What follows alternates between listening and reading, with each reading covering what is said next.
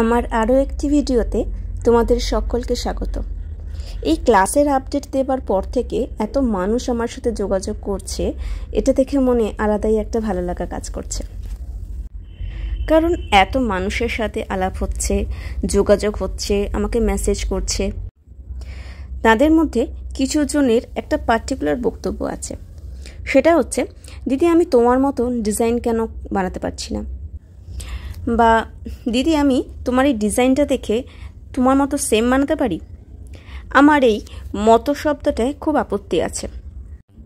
এই মতো শব্দটাকে জীবন থেকে বাদ না দিতে পারলে নিজের আইডেন্টিটিটা আমার মনে হয় কোথাও হারিয়ে যায়, নিজের চিন্তাভাবনা হারিয়ে যায়। কারোর মতো হওয়ার থেকে নিজের মতো হতে হবে।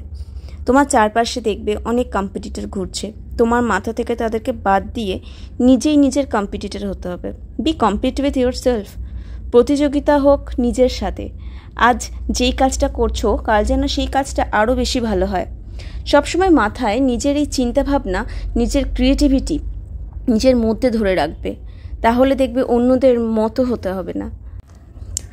আমরা ছোটো থেকে একটা ওয়ার্ড শুনতাম, উমুক কণ্ঠী।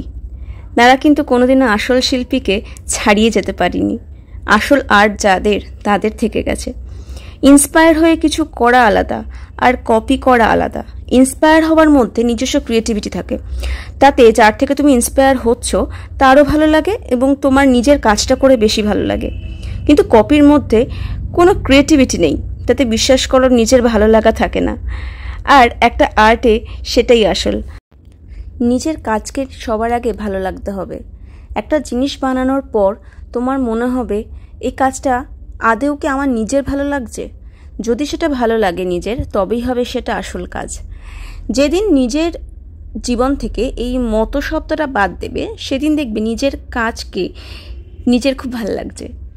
সবাই নিজের চিন্তা ভাবনাকে সুন্দরভাবে কাজে লাগিয়ে সুন্দর জিনিস সৃষ্টি করো এবং সুন্দরভাবে আগামী দিনে এগিয়ে যাও। ভালো থেকো, দেখা হবে পরের ভিডিওতে।